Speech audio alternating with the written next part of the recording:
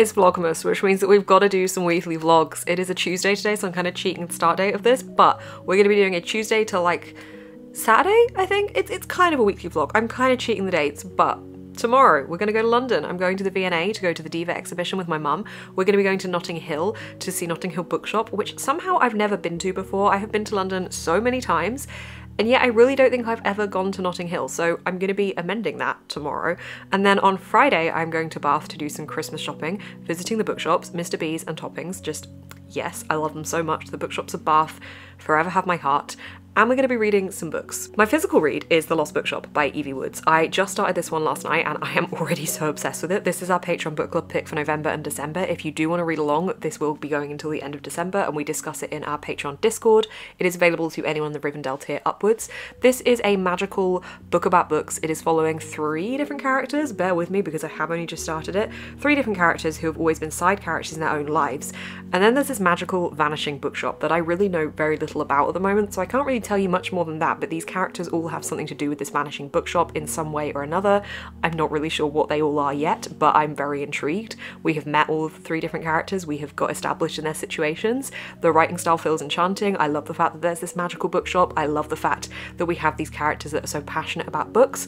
I am so excited to dive further into this. So this is going to be the book that I'm going to be physically reading in this vlog. And then we have my audiobook Iron Flame, which I have around 4 hours left in the audiobook for, and honestly I'm feeling a little bit meh about it. This is the second book to the Fourth Wing series. Is there a name for this series? Am I just calling it the Fourth Wing series?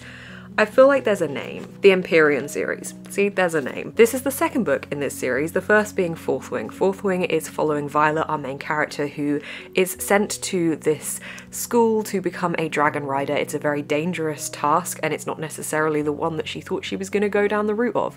There is a big war that is happening, and she is going to be getting involved in that by the very nature of being a dragon rider. Being a dragon rider, obviously, not very easy, very dangerous, and the first book is following Violet and her friends as they try and survive their first year learning all of this. Book 2, I feel like, is trying to do too many things at the moment. It's trying to be political, it's trying to be romancy, it's trying to be fantasy, and it's kind of not doing either one of those enough for me. And I feel like that's where it's letting itself down. It's trying too much to do all of them, and in doing that doesn't really create a clear path for one of them. Therefore, I feel like I'm not as invested. I don't really feel like I'm as invested in the characters. I really liked Fourth Wing. I thought it was really good fun. The writing certainly isn't spectacular, but it was a fun read. Whereas I feel like with Iron Flame, I've just lost the investment that I had in the characters and the tension and everything that I needed to get from it to find out if they were okay. I feel slightly less invested in that now, and I don't really know why. I do want to finish this. It's not bad by any means. I'm just not enjoying it as much as I did Fourth Wing. So these are the 2 books completely different from each other on the TBR for this week.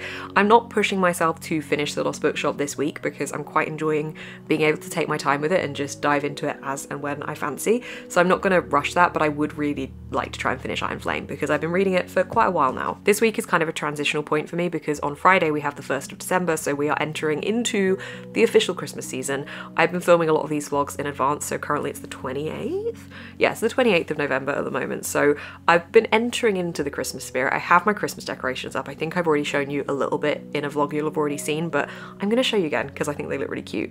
But I'm kind of seeing this as the proper transitional week into December, into the Christmas spirit. There's my tree. I would say there's a colour scheme, but then I've got things like, can you see this little dinosaur? Hang on. We've got a little dinosaur, we've got a bee. I don't really know what the theme is. It's kind of red and white, but I'm okay with there not being a theme as well. We never had a theme on my tree as a kid, so I'm fully embracing that vibe for this. I've also created like a little woodland forest set up around my TV that I do every year, and every year I get really frustrated with these lights because they're hard to balance and assemble. They probably don't look it, but they're a pain in the ass. But this looks cute, and then I've got my little Merry Christmas garland sign thing. Actually, hang on, that's annoying. I was staring at that all last night meaning to do that. That's still not even. But anyway, ta-da!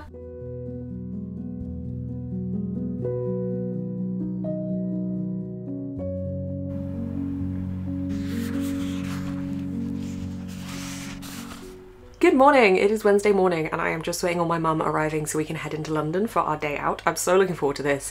London at Christmas time, it's just so beautiful. On top of all the other stuff that we're going to be doing, heading to the Divas exhibition, heading out for lunch, going to Notting Hill, we're also, I think, going to try and go to Liberty's, which I mean, at Christmas time, all the decorations, it's just so pretty. So I'm really looking forward to that. I will, of course, be vlogging. Before my mum gets here, I wanted to give you a quick book haul because I got a book over the weekend and then I had a book arrive yesterday that I haven't shown you yet. So I'm gonna sing the book mail song. One of the books, disclaimer, was bought in a bookshop, not book mail. Didn't arrive through the post, but I don't get to sing the song as much because I tend to just do most of my book buying in person now. I suppose the song came about in times of COVID, but we're gonna sing it anyway. So, book mail books came in the mail, hey! So I got The Drift by CJ Tudor. This is an isolated thriller and I have had this on my wishlist for a little while, but I think if I can, I would love to try and read this month. I don't know if that's a little bit ambitious, but I'd like to give it a go. An overturned coach full of students, all of them are trapped, a stranded cable car full of strangers, one of them is dead, an isolated chalet full of friends, soon they'll be enemies. Outside, a snowstorm rages, inside each group a killer lurks, but that's not their only problem. Why is no rescue coming? What are they trying to escape from, and who are the terrifying whistlers? It's got like a horror element to it as well. I read, what did I read? Was it The Guest List? I read an isolated thriller a couple of years ago over Christmas, and it was just, it gave me all of the good isolated thriller vibes, and I'm hoping I get the same from this. The other book that I got is Jenny Colgan's Midnight at the Christmas Bookshop, and I'm so excited about this because this is the sequel to The Christmas Bookshop, which is just such a fun, cozy, Christmassy read. I read it last Christmas and it just gave me all the good feels. I am so desperate to open my own bookshop and I don't know if that will ever happen, but until the day it does, if it ever does, I'm gonna happily live vicariously through the pages of characters who have their own bookshops instead, or at least work in those bookshops.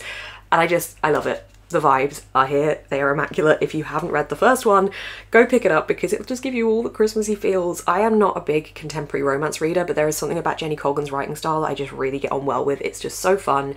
It flows so nicely. I really enjoy reading about her characters.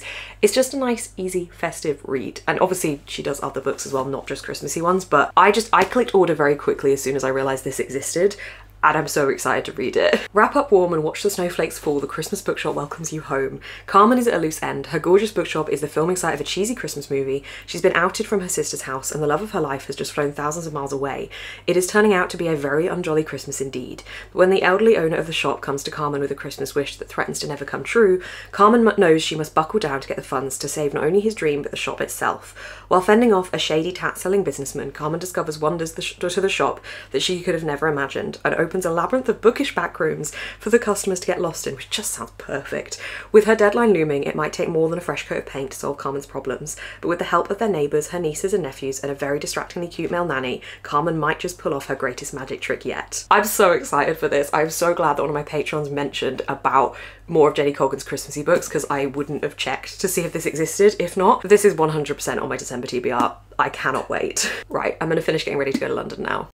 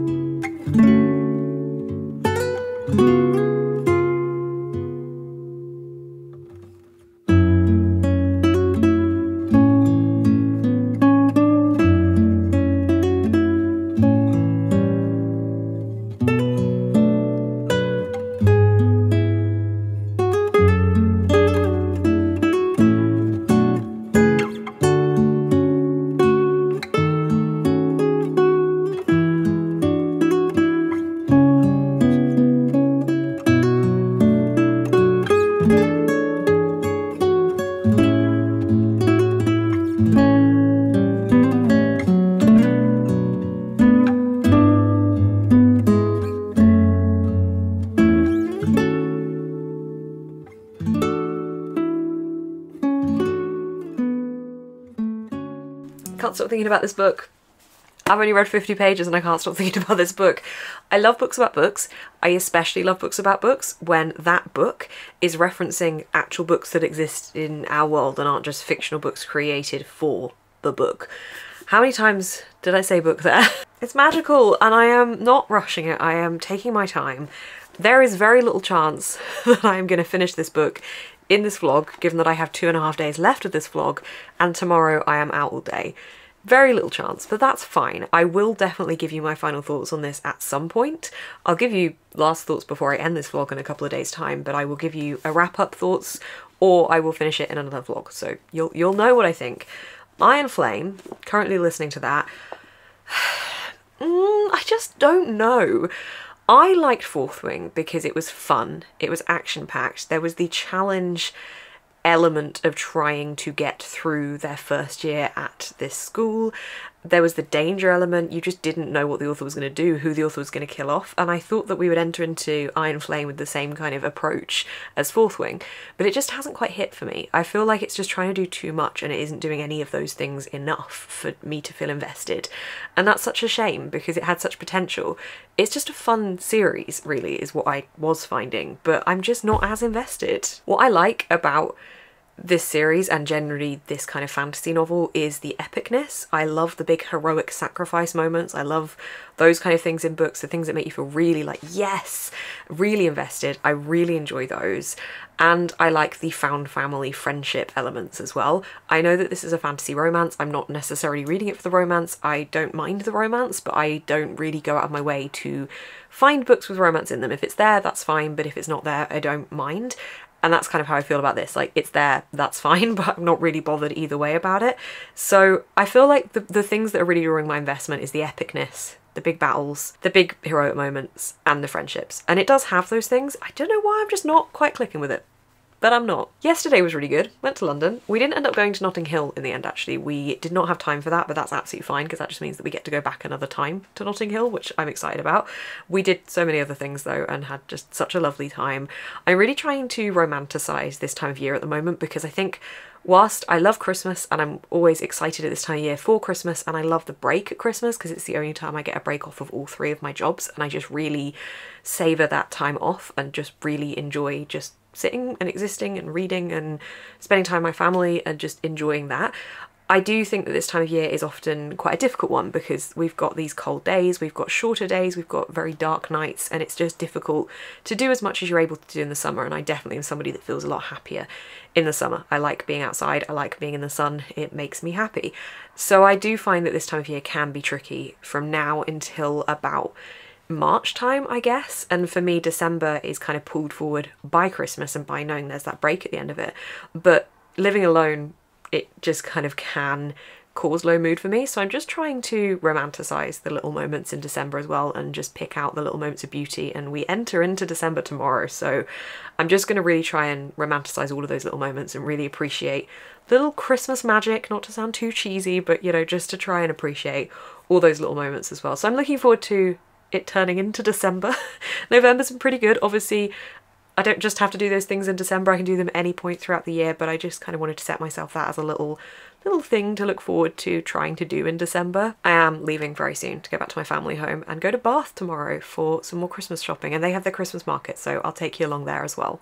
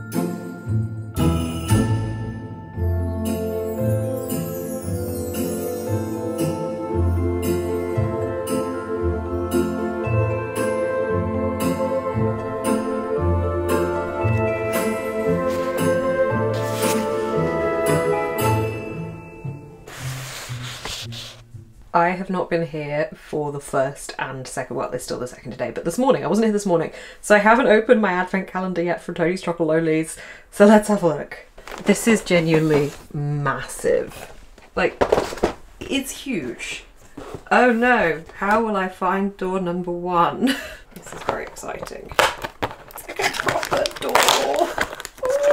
Okay, what have we got, what have we got? We've got milk caramel and sea salt, which is one of my favourites. I mean, they're all just so yummy. This is a PR product calendar, by the way. Tony's Chocololies did send this through to me. I'm so excited about it. Okay, right, that's door number 1. Door number 2 here. Oh, is this the pretzel one? Yes, pretzel toffee, milk pretzel toffee. Oh, okay, right, there you go. That's door number 1 and number 2. Also, what I think is really cute is it gives you a couple of bits here. So for number 1, the first is always the best. Tear open window 1 and enjoy your very first Christmas tiny. And then for number 2, make a Christmas card for your neighbour, grandpa, or someone else that could use some festive joy. I love the fact that it just gives you little bits to do alongside it as well. Also utilising the good light of the kitchen to show you a book I got yesterday.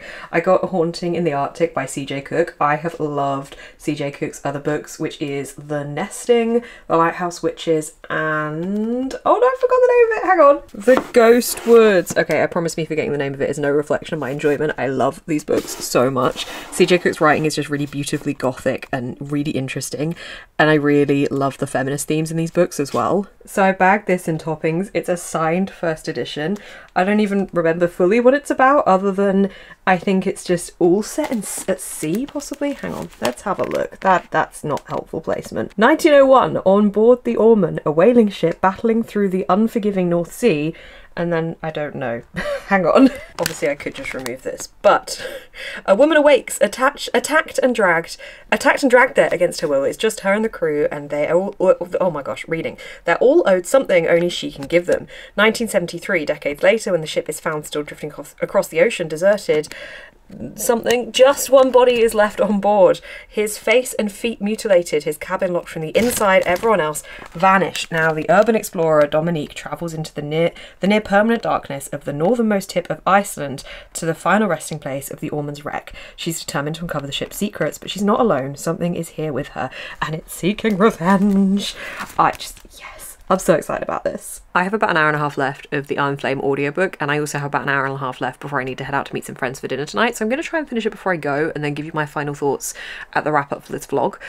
Honestly, still not loving it. Still not loving it. There's big epic moments and they're there, but I just don't really care. I don't feel like I'm invested. I just don't feel like I felt about Fourth Wing with this book, which is such a shame. But I've seen a lot of people saying the same thing, so I kind of feel validated in that. The Lost Bookshop, however, superb. Love it. Magical. Brilliant. Hitting every box that I wanted it to hit. Just enjoying that so much. I'm about halfway through. I definitely won't be finishing in this vlog, but I will hopefully be finishing in another vlog, because I'm pretty much just going from vlog to vlog at the moment for Vlogmas, so at some point you will see me finish that book. But I'm really enjoying it, and it's just magical, and I just want to stay in it forever, and I'm so excited to pick it up. So that one's good. Iron Flame, I just don't know. Please let me know if you have read it and you felt similar, because I need to know. Anyway, I will finish that later today, and then I will let you know my final thoughts. Alright, I finished Iron Flame. Also, I went out for dinner and there was a 3-course set menu at Zizzi's, and I went for it and I am very full. So I just felt you should know that. But I finished Iron Flame. I did it. I did it. It took me 19 days to read this. And I don't know if that was worth it or not, I'm not gonna lie. I really did enjoy Fourth Wing. I thought it was very good fun. And I liked the action side of it. I didn't think it was particularly like a groundbreakingly written book. I just thought it was enjoyable. Iron Flame, I went into it thinking, well, surely we're just going to get more of this fun, action-packed writing style. And yes, we did. We did get that. But I felt like the development that we saw in the first book for the characters had just kind of been a bit lost in this one. And I felt like we didn't get that quite so much. I did still enjoy the characters. I just felt like I wanted more from them given everything we'd had set up for them in book 1.